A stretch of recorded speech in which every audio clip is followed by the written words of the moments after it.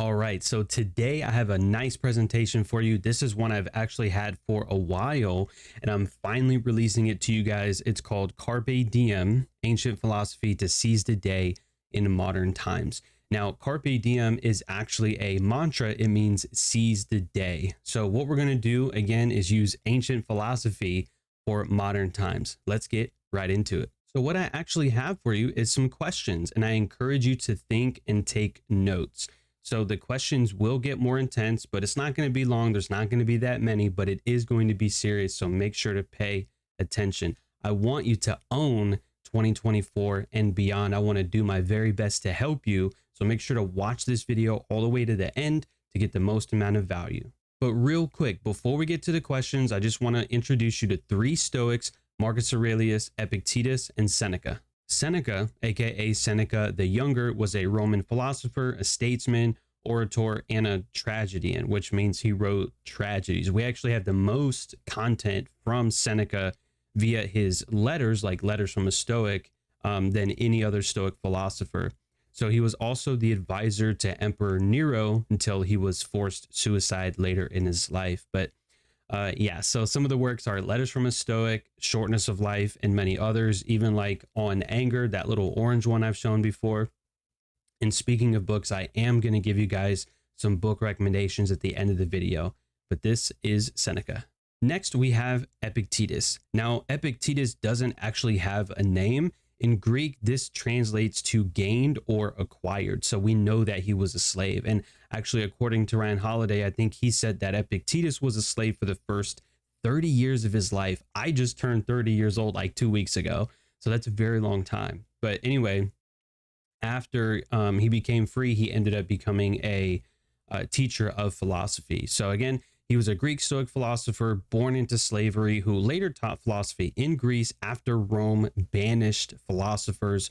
One of his greatest works is the Enchiridion, as well as discourses and selected writings. So fortunately, thanks to Arian, one of his famous students who wrote down his lectures, because Epictetus actually didn't write anything down.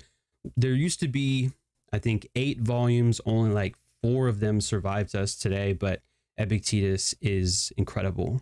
And last but surely not least, one of my favorites, Marcus Aurelius, Roman emperor in 161 AD, but he was born in 121 and died in 180 AD. So his famous work, really the only thing that we have from Marcus Aurelius, is Meditations, which is a personal journal that was not intended for publication. So the first question I have for you is this: do you have trouble getting up in the morning? And it's okay to be honest. Sometimes I have trouble getting up in the morning as well, but we're going to discuss it and I have a solution for you. And our first quote of the video comes to us from Marcus Aurelius in the beginning of book 5. He says to himself, "At dawn, when you have trouble getting out of bed, tell yourself, I have to go to work as a human being.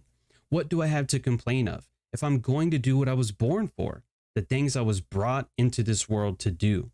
Or is this what I was created for, to huddle under the blankets and stay warm?" Wow, such a powerful quote, because I know what it's like to want to stay under the covers, not get out of bed, just want to stay there and not wake up and trade or not do what I'm supposed to do. And so we basically have to remind ourselves, is this what we were born to do? Our second quote comes from Seneca. And I've said this before, but I'll say it again.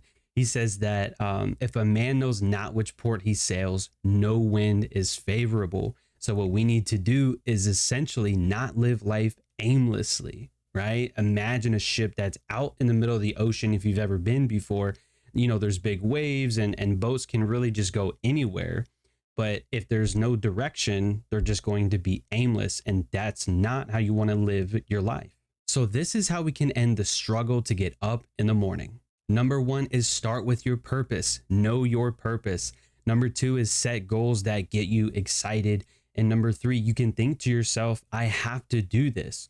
And actually, that's not what you want to think. What you want to think instead is this: I get to do this. I get to go to work. I get to do X, Y, and Z. Because some people may not be as fortunate as you are, but whatever position that you're in, I'm sure there's something that you can be grateful for because you are benefiting in some way. So you get to do this. All right, our second question of the day. Do you ever find yourself busy but not productive? Another quote from Marcus Aurelius, because most of what we do and say is not essential. If you can eliminate it, you'll have more time and more tranquility. Ask yourself at every moment, is this necessary? Seneca writes to Lucilius in Letters from a Stoic, I shall put myself under observation straight away and undertake a review of my day, a course which is of the utmost benefit. So we can stop being so busy and start to be more productive by doing this. We can ask ourselves, is this necessary? Because most of what we say and do is not. So we have to eliminate the non-essential. We can also review our day or week like Seneca did at the end of his days, and journal as well. So we could journal about our day or journal about our week and self-reflect. Our next question, do you find yourself angry or frustrated often with other people? A really, really powerful quote from Epictetus. He said, remember, it is not enough to be hit or insulted to be harmed. You must believe that you are being harmed. If someone is successful in provoking you, realize that your mind is complicit in the provocation.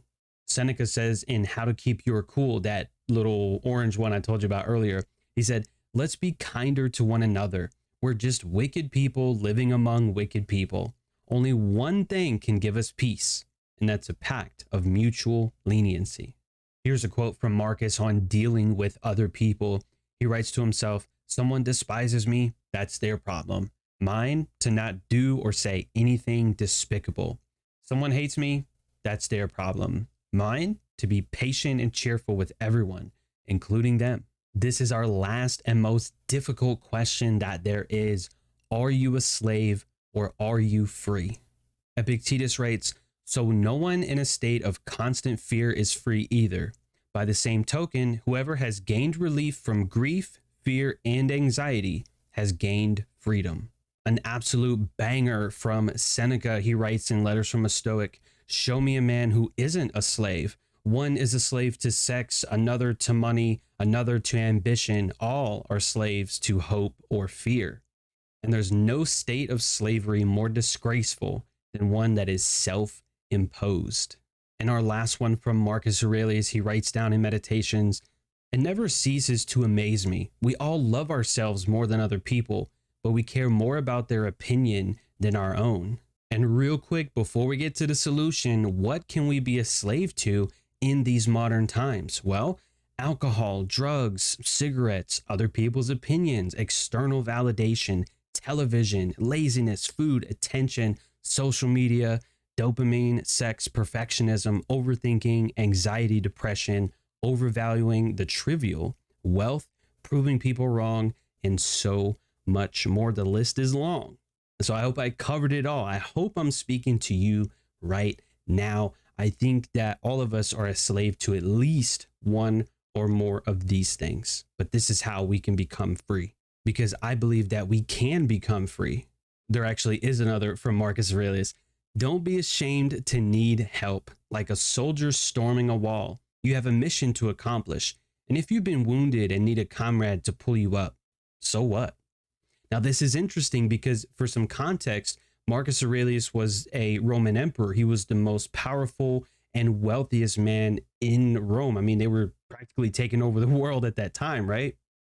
So even he was reminding himself, dude, if you need help, just ask for it. So if the most powerful man can remind himself that it's okay to ask for help, then I think we can too. Epictetus writes, freedom is not achieved by satisfying desire, but by eliminating it. Seneca had said something similar as well.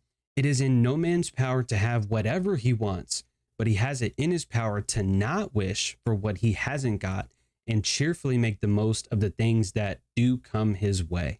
So here it is. To become free, own the morning by knowing your purpose and setting goals that excite you.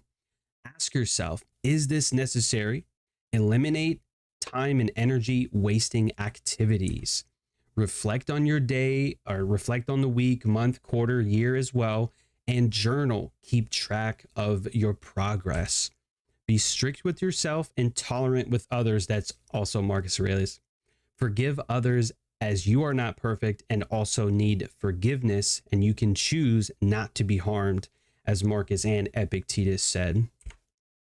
Free yourself from toxic desires. Free your mind from anxiety. Don't be afraid to ask for help. Focus on what you can control and be indifferent to what you cannot. Oh, I'm sorry. the webcam's right there. I'm sorry, but that's what it says. Focus on what you can control and be indifferent to what you cannot control. And if you enjoyed this presentation, if you want some book recommendations to read, here are at least 5 things that I suggest on top of Seneca's How to Keep Your Cool. Stillness is the Key by Ryan Holiday, Discourses and Selected Writings by Epictetus, Meditations by Marcus Aurelius, Letters from a Stoic by Seneca, and The Art of Living by Epictetus. Thank you guys so much for being here. I hope you enjoyed the video. If you did, consider smashing that like button and subscribe if you haven't subscribed already.